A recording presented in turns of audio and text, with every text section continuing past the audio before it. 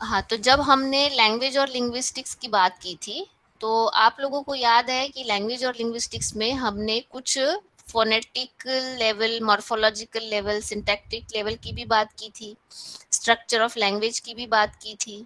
तो इस तरीके से जो भी मैं बोल सकती हूँ कि जो बिल्डिंग ब्लॉक्स है, जो आधार है भाषा के, वो भाषा के आधार को हम अलग-अलग स्तर पर बाँट सकते हैं। अलग-अलग स्तर पर बाँटना मतलब पहला जो स्तर है, जैसे कि पहले भी मैंने लैंग्वेज और लिंग्विस्टिक्स में बताया है कि phonetic level, phonetics and phonology. Phonetics and phonology ये जो स्तर है जिसमें कि हम लोग फोनीम का अभ्यास करते हैं। फोनीम का अभ्यास करते हैं और साथ ही में उस फोनीम की जितनी भी इकाइयाँ हैं उसका भी हम लोग अभ्यास करते हैं, जैसे कि उसको हम लोग कॉन्सोनेंट एंड वॉवेल्स में, स्वर और व्यंजनों में बांटते हैं। तो हर भाषा के लिए इन फोनीम का अभ्यास कहलाता है फोनेटिक्स एंड फोनोलॉजी। अब दूसरा स्तर जो है वो है आपका मॉर्फीम्स, या फिर जिसमें हम लोग मॉर्फीम्स का अभ्यास करते हैं, जिसे हम बोलते हैं कि smallest meaningful unit in the language, मतलब सबसे अर्थपूर्ण इकाई होती है वो भाषा की। तो ये जो मॉर्फीम होते हैं, ये हमने पढ़ा है, मॉर्फीम्स के बारे में पढ़ा है। तो इन मॉर्फीम्स का अभ्यास मतलब जो अर्थपूर्ण इकाई होती है वो किस प्रकार से बनती है भाषा में, उसका अभ्यास करना, ये आता है आपका मॉर्फोलॉजी के अंतर्गत। ठीक है, ये दूसरा स्तर हो गया। अब तीसरे स्तर में क्या है? सिंटैक्स। सिंटैक्स है तीसरा स्तर, आपको अच्छे से याद होगा ही, ऐसा मैं समझ रही हूँ। तो सिंटैक्स में क्या है कि जब कोई भी वाक्य बोला जाता है तो वो वाक्य की संरचना का अभ्यास करना, वाक्य विन्यास का अभ्यास करना, ये वाक्य विज्ञान कहलाता है, जिसे हम लोग सिंटैक्स भी बोलते हैं। तो अब ये जो सिंटैक्स है पूरा, वो एक कुछ तो भी जैसे नियमों से, नियमों के आधार पर हम लोग बनाते हैं, वाक्य की जो संरचना है वो नियमों के आधार पर बनती है। आपने देखा होगा कि अंग्रेजी में जो सेंटेंस स्ट्रक्चर है वो अलग रहता है, हिंदी में वो अलग रहता है, जिसमें कि हम लोग डिस्टिंग्विश करते हैं। जैसे वर्ब हो गया, तो वर्ब आपका अंग्रेजी में बीच में आएगा, आई ईट मैंगो, और दूसरी तरफ वो आएगा अंत में। एक मिनट, हेलो। नहीं नहीं सर, मैं 2 मिनट में फोन करूँ आपको। हाँ, क्लास ले।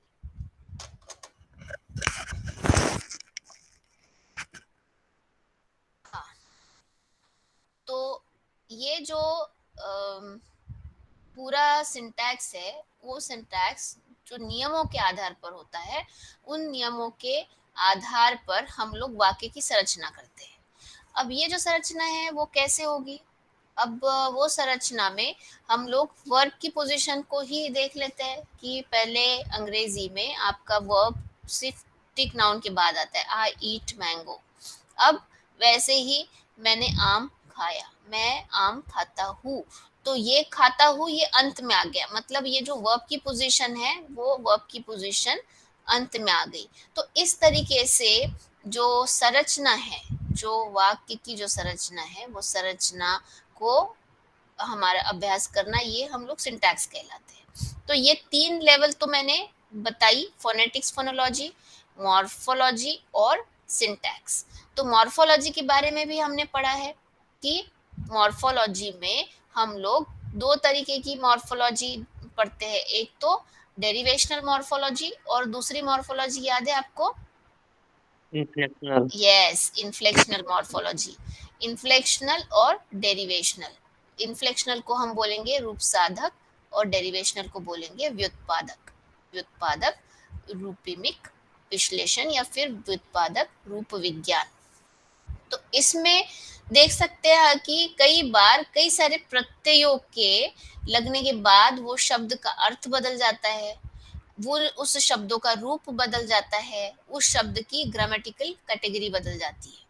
तो ऐसे में हम लोगों ने, आपको याद होगा कि फंक्शनल मॉर्फिम और लेक्सिकल मॉर्फिम, इस तरीके से भी हमने उसका डिवीजन किया था।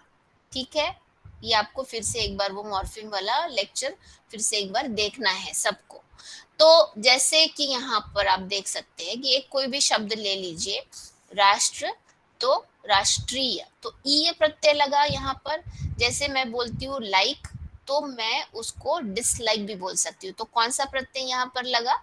उसका विरुद्ध शब्द, विलोम शब्द बनाने के लिए मुझे लाइक के साथ डिस ये प्रत्यय लगाना यहाँ पर जरूरी हो गया था, तो ये आपका डिसलाइक है। अब इसी तरीके से हम 3 स्तर की बात तो कर चुके हैं, तो आगे का जो स्तर है सिमेंटिक हो गया और उसके बाद में प्रैग्मेटिक्स हो गया, तो उसकी भी बात हम लोग करेंगे सिमेंटिक्स के बारे में, जो कि हम लोग अर्थ विज्ञान जिसे बोलते हैं, अर्थ का यहाँ पर अभ्यास होता है। अर्थ माने अर्थ का जो हम लोग अर्थ निकालेंगे उसका है कि कई बार एक शब्द कई सारे अर्थों में भाषा में बोलते वक्त प्रयुक्त होता है। अब ये जो अर्थ है, इस अर्थ को सही कंटेक्स्ट में लेना, सही भाव में लेना, ये भी एक कौशल है। अगर जिसको भाषा का ज्ञान है वही उस अर्थ को समझ पाता है। मैं क्या सही बोल रही हूँ? मान लो कि आपको जी मैम। भाषा का ज्ञान नहीं है, मतलब मैं आम खाता हूँ। अगर आपको भाषा का ज्ञान नहीं है तो आम ये शब्द दो अर्थों में पता चलता है कि भैया आम का मतलब है कि खाने वाला आम, और दूसरा है आम आदमी मतलब सामान्य व्यक्ति। तो अगर ये खाता जो वर्ब है वो क्या उस सामान्य शब्द से जुड़ा नहीं हो सकता है। आम खाता है, तो खाता ये जो है वो कोई खाने की चीज से जुड़ा हुआ शब्द है, खाने की चीज से वो जुड़ी हुई एंटिटी है। तो इस हिसाब से हम लोग प्रेडिक्ट कर सकते हैं कि ये जो आम है वो सामान्य व्यक्ति या सामान्य शब्द से संदर्भित नहीं है, आम एक फल का नाम है। ठीक है, तो ये हमें कब पता चलेगा? जब आप अपने भाषा में अलग अलग शब्दों को पढ़ेंगे, उसका अर्थ समझेंगे और उसकी पहचान करेंगे। अगर इसे मैं बचपन में प्रशांत को, जब प्रशांत छोटे हैं और मैंने बता दिया कि ये जो है ना, ये बेटा प्रशांत, इसे आम बोलते हैं। क्या बोलते हैं प्रशांत? आम। आम। तो ये चीज जहां जहां जिन जिन के हाथों में दिखेगी तो आप क्या कहेंगे? ये आम है। आम से मुझे कॉल आया है, आम पर मैंने एक वीडियो देखा है। ठीक है, तो ये क्या हो रहा है यहाँ पर आपको उस फल को दिखाकर बताया गया कि इसे आम बोलते हैं।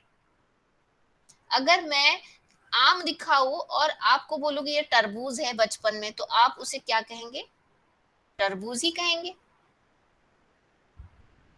कहेंगे या नहीं कहेंगे?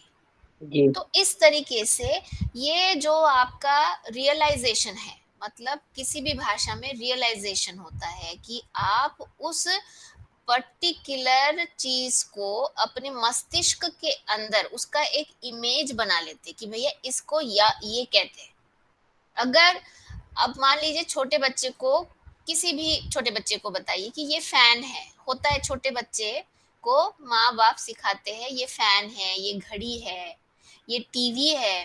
तो अगर मान लो कि आपके घर में सफेद कलर का फैन है, व्हाइट कलर का सीलिंग फैन है, अब दूसरों के घर में अगर हम जाते हैं और उस वहां पर काले रंग का फैन है, और अगर आप वो छोटे बच्चे से पूछ लेते हैं कि इसे क्या कहते हैं बेटा, तो वो कलर को महत्व नहीं देगा। उसका जो एक मेंटल इमेज तैयार हुआ है कि भैया उसको 3 तरीके का वो स्ट्रक्चर है, वो पत्ते जैसा है और वो घूमता है, उसको फैन बोला जाता है। तो वो क्या हो जाएगा कि वो कहीं भी दुनिया में कहीं भी उस तरीके का अगर कोई चीज आप उसके दिखाते हैं तो वो उसे फैन ही बोलेगा। अब मैं मेरा एक पर्सनल एक्सपीरियंस आपके साथ शेयर करती हूँ कि एक बार हुआ ये कि मेरी छोटी बेटी को मुंह में, मतलब उसने कुछ ऐसी चीज खा ली जो एसिडिक होती है, एसिडिक समझते हैं ना आप, तो उसका मुंह जलने लगा। वो होता है ना, बच्चे कभी कभी शरारत करते हैं, तो उसने कोई चीज एसिडिक खा ली और उसका मुंह जलने लगा, मतलब एकदम जलन होने लगी, उसके जीभ पर जलन होने लगी। तो मेरी बेटी मुझे क्या बोलती है कि माँ मुझे भिंडी ने मारा, माँ मुझे भिंडी ने मारा, मतलब उसने मराठी में मुझे कहा कि आई मला भेंडी नहीं मार लो। तो अब देखो, इमेजिन करो कि उसने ऐसे क्यों कहा, वो बहुत ही छोटी थी तभी, 1 साल की भी नहीं थी। तो अब क्या हो गया कि अब वो छोटी है, एक उसका जो मेंटल लेक्सिकॉन है वो पूरी तरीके से डेवलप नहीं हुआ है। तो जो मिर्च है, उसे पता है कि मिर्च तीखी लगती है, और उसको ये भी पता है कि भिंडी का जो रंग है, उसका जो शेप है वो मिर्च से मिलता जुलता है। आ रही बात ध्यान में आप लोगों को? तो यहाँ पर आप ये देख सकते कि बच्चे ने मुझे बोल दिया कि भिंडी ने मारा, भिंडी ने मारा, मतलब उसको ये बोलना था कि मुझे वो चीज खाने से तीखी लगी, पर उसने कुछ अलग ही खाया था, और उसका जो टेस्ट है वो टेस्ट मिर्च जैसा था। देखो कितने कॉम्प्लेक्सिटीज है इसमें, वो बच्चे की समझ में कितनी ज्यादा कॉम्प्लेक्सिटी है। उसका जो टेस्ट था वो किस तरीके से था, मिर्च की तरह से। अब उस मिर्च का आकार कैसे था, उसका रंग कैसे था, उसका आकार कैसे था, भिंडी से मिलता जुलता था। तो उसने क्या कहा, माँ मुझे भिंडी ने मारा, इसलिए वो तीखा लग गया और वो बेचारी रोने लग गई। तो वो जो शब्द उसने ये किया, तो तभी मैंने रियलाइज किया कि देखो उसके दिमाग में मिर्च का एक मेंटल लेक्सिकॉन बना हुआ है, एक मेंटल इमेज बनी हुई है। फिर दूसरा है कि वो मिर्च खाने से मेरे आंख में आंसू आ जाते हैं, ये उसके मन में है। तो इसलिए उसने क्या कहा, देखो भिंडी ने मुझे मारा, इस तरीके से उसने मुझे उसका डिस्क्रिप्शन दिया। अपने कुछ महीनों की ही थी वो, 1 साल के करीब करीब होने में थी। तो अब आप समझ लीजिए कि जब बच्चा कोई चीज को देखता है, तो उसके मन में उस चीज को क्या बोलते हैं ये हम उसको दर्शाते हैं, और वही मेंटल लेक्सिकॉन उसके दिमाग में छप जाता है, वो फाइनल हो जाता है। मतलब ऐसी कोई भी चीज वो देखेगी, अब धीरे धीरे तो वो स्कूल में जाने के बाद में भिंडी और मिर्च में फर्क करने लगी, पर जैसे कि उसको एक था कि भैया मिर्च नहीं याद आया, तो उसने भिंडी बोल दिया। तो ये जो है, वो जो डेवलपमेंट है, उस डेवलपमेंट को हम लोग लैंग्वेज डेवलपमेंट बोलते हैं। तो अब ये जो सिंटैक्स हो गया, आपका मॉर्फीम्स हो गया, या फिर फोनेटिक्स फोनोलॉजी हो गया, ये बच्चे अपने आप ही एक्वायर कर लेते हैं। ये आपने अपने विषय में भी देखा होगा कि आपको प्रशांत हिंदी सीखने के लिए, आपकी मातृभाषा सीखने के लिए किसी स्कूल में जाना पड़ा नहीं। ऋतिका सैठव ने आपको मराठी सीखने के लिए कोई ट्यूटर घर पे, या फिर आप उस ट्यूटर के पास गए बचपन में? नहीं गए। अब ये जो है, ये अद्भुत है कि भाषा हम लोग अपने आप ही सीख लेते हैं, उसे हम बोलते हैं लैंग्वेज एक्विजिशन। क्या बोलेंगे, लैंग्वेज लैंग्वेज एक्विजिशन। एक्विजिशन। तो ये जो लैंग्वेज एक्विजिशन है, ये लैंग्वेज एक्विजिशन कॉग्निटिव साइंस का एक भाग है। कॉग्निटिव साइंस मतलब जो कि मन का एक विज्ञान होता है, मस्तिष्क का विज्ञान होता है, उस विज्ञान का एक भाग है लैंग्वेज एक्विजिशन। तो देखो, जब हम लोग कोई भी भाषा बोलते हैं, तो एक है कि हमारे ब्रेन में वो सारी मैपिंग होती है, हमारे ब्रेन का ही वो काम होता है। हमने पहले क्या डिस्कस किया कि ब्रोकाज एरिया और वर्निक्स एरिया, मतलब हमारे अगर ब्रेन के कुछ भागों में अगर रोग उत्पन्न होता है या फिर डैमेज होता है, तो वो स्पीच प्रोडक्शन की या फिर स्पीच कॉम्प्रिहेंशन की एबिलिटी को खो देता है, पेशेंट खो देता है। तो इसका मतलब क्या है कि भाषा का जो यंत्र है वो कौन है? मस्तिष्क है। हम भाषा सीखते हैं वो मस्तिष्क के उस संरचना के वजह से सीखते हैं। तो भाषा सीखने के जो मुझे बोलते हैं प्रभाग जो मस्तिष्क में है, हमारे ब्रेन में है, उस मस्तिष्क के प्रभागों का जो अभ्यास करना है, वो अभ्यास करने के बाद हमें ये पता चला कि भाषा सीखना ये एक कॉग्निटिव साइंस का भाग है। देखो, भाषा सीखना हमने पहले बचपन में क्या सिखा रहे, वो तो मराठी विषय का भाग है। भाषा लैंग्वेज लर्निंग क्या है? मराठी आपको पढ़ाई गई, हिंदी आपको पढ़ाई गई, अंग्रेजी भी पढ़ाई गई। तो हमने क्या सीखा था? उसको टाइटल में लैंग्वेज लर्निंग के टाइटल पर सीखा। लैंग्वेज लर्निंग मतलब आपको वो विषय आते थे, इंग्लिश, हिंदी, इस तरीके के, और आपने उसमें उस भाषा के डेवलपमेंटल एस्पेक्ट को पढ़ा। बड़ी बड़ी निबंध लिखे आपने, बड़े बड़े कॉम्प्रिहेंशंस किए, उत्तर लिखे, वगैरह वगैरह। पर अब ये है कि यहाँ पर जो एक्विजिशन है, मतलब कोई भी बच्चा, कोई भी मनुष्य प्राणी अपने मातृभाषा को कैसे एक्वायर करता है, कैसे सीखता है, ये कोई आर्ट का विषय नहीं है, ये विज्ञान का विषय है। वो उसे बोलते हैं कॉग्निटिव साइंस। कॉग्निटिव साइंस, ठीक है ना? तो अब ये जो कॉग्निटिव साइंस है, और जो मैंने अभी कहा कि लैंग्वेज एक्विजिशन है, इस लैंग्वेज एक्विजिशन में जब हम बात करते हैं कि लैंग्वेज क्या है, लैंग्वेज एक कम्युनिकेशन का साधन है। एक व्यक्ति दूसरे व्यक्ति से संप्रेषण कर सकता है, कम्युनिकेट कर सकता है। वो क्यों कर सकता है? लैंग्वेज के आधार पर कर सकता है।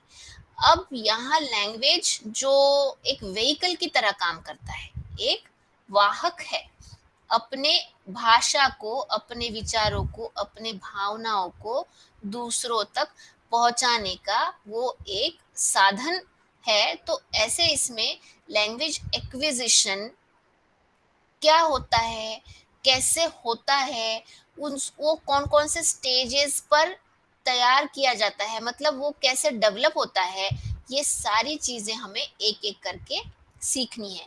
तो हम क्या है करेंगे, इसे हम बोलेंगे स्टेजेस ऑफ लैंग्वेज एक्विजिशन, मतलब भाषा को एक्वायर करने के चरण। ठीक है? भाषा को एक्वायर करने के जो चरण है, वो बेसिकली कई बार, मतलब कई सारे भाषाविद है, चॉम्स्की है, पिंकर है, और फिर उसके बाद में सेजूजिक नाम का है।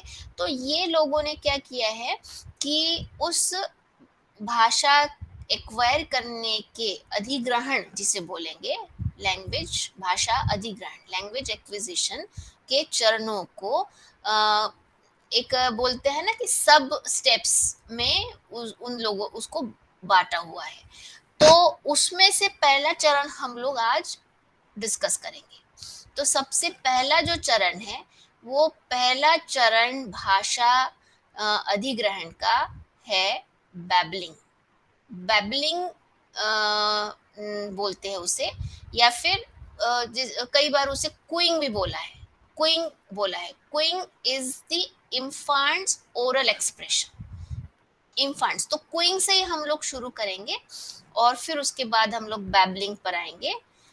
तीसरा है चरण वन वर्ड अटरेंस, ठीक है?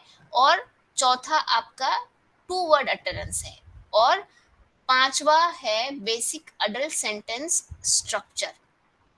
तो ये जो स्टेजेस है लैंग्वेज एक्विजिशन के, जो स्टेजेस है वो कैसे होते हैं? अब देखो, आपने छोटे बच्चे को देखा है कभी? देखा है या नहीं देखा है?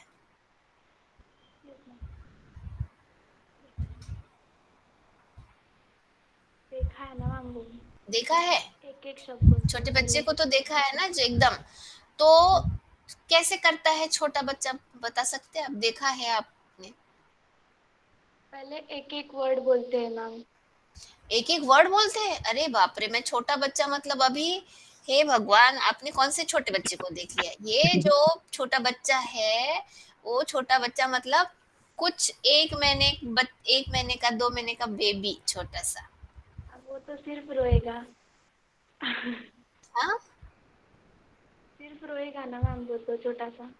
तो वो कैसे बोलता है पता है कैसे करता है वो "उम, उम, ऊ, आ" ऐसे आवाज करता है, कू, का, मा, आ, इस तरीके से, बा, इस तरीके से आवाज करता है। तो आपने ये देखा होगा, आ, ये क्या है? ये वॉवल्स है, ये बेसिकली वॉवल्स है, और एक एक कंसोनेंट है।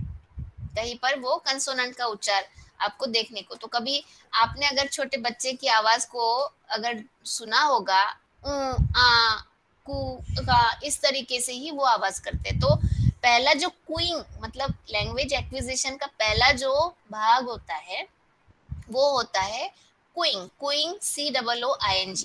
क्यूइंग मतलब कू कू करना, कू कू जैसे आवाज निकालना। इसका है कि वो केवल और केवल वॉवल्स को, या फिर कभी कभी कुछ बच्चे कंसोनेंट्स का उच्चार कर सकते हैं। तो ये आपका लैंग्वेज एक्विजिशन का पहला स्टेज हो गया, ठीक है। फिर दूसरा जो स्टेज है ना, बैबलिंग है।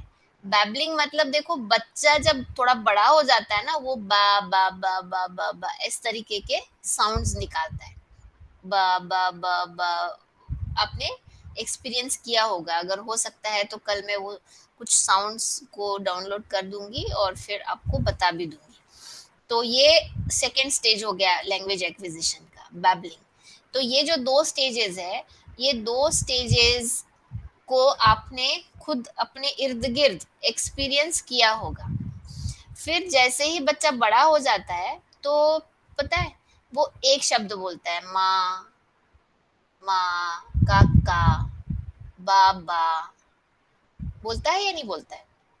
और एक हमेशा आपने मार्क किया होगा कि जहां पर रिपीटेशन है, जैसे बा बा, माँ माँ, का, तो ये सारे शब्द जो होते हैं ना, ये बहुत जल्दी सीख लेता है ना।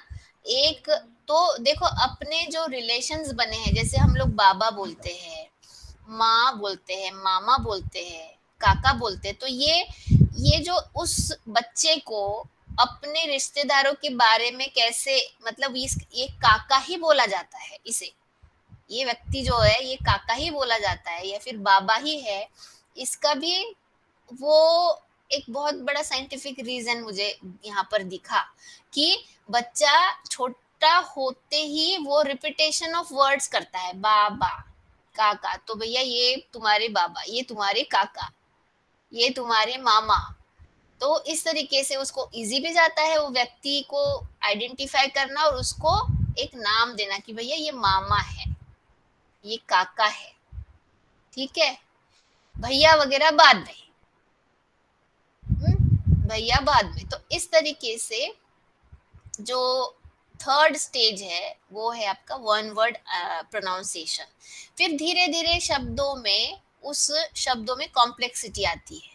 वो कभी कभी, जैसे अभी देखो यहाँ पर 2 वर्ड्स ये था, मतलब एक ही जैसे रिपीटेशन वाले थे, एक शब्द जिसमें कि 2 आपके एक वोवेल कॉन्सोनेंट कॉम्बिनेशन का एक था, तो वैसे ही वो धीरे धीरे कॉम्बिनेशन तैयार करते जाता है। जैसे जैसे सराउंडिंग में वो बड़ा होता है, लोगों से वो बातें सुनता है कि भैया ये क्या है, ये क्या है, ये आँख है, ये कान है, इस तरीके से। तो वो अपनी भाषा उस लेवल तक डेवलप करते जाता है, तो ये वन वर्ड होता है। उसके बाद जब और बड़ा होता है तो क्या होता है कि 2 वर्ड्स, मुझे चाहिए, बोलता है बच्चा, मुझे चाहिए, खाना चाहिए, इस तरीके से। वो पूरा ग्रामेटिकली नहीं बोल पाता है कि मुझे खाना चाहिए, बोलेगा खाना चाहिए, मुझे चाहिए। अब खाना भूल जाएगा तो बोलेगा मुझे चाहिए। हम्म तो इस तरीके से जो शब्द है, 2 शब्दों का वो एक सिंपल सेंटेंस बनाकर अपने भावनाओं को, अपने जो रिक्वायरमेंट्स है उसको वो आगे पहुंचाता है। तो इस तरीके से ये लैंग्वेज एक्वायर करने के स्टेजेस है, सिंपल स्टेजेस हमने यहाँ पर आज डिस्कस की। ठीक है, अब आगे की जो कक्षा है उसके आगे में फिर हम लोग और लैंग्वेज एक्विजिशन के बारे में विस्तार से पढ़ेंगे। तो ये थोड़ा सा थ्योरेटिकल पार्ट रहेगा, पर आज मैंने ये थ्योरेटिकल इसलिए बताया है क्योंकि आपका वो जो फोनेटिक्स, फोनोलॉजी, मॉर्फोलॉजी, ये सारी चीजें आपकी हो चुकी है इस वजह से। अब जरूरत है तो फिर हम लोग उसको कुछ मटेरियल के साथ भी पढ़ेंगे, पर आपने ये जो रिकॉर्डिंग है ये सुनना है, एक रिवीजन के तौर पर बोलिए या फिर एक अभ्यास के तौर पर बोलिए, तो आपको उसे सुनना है। ठीक है,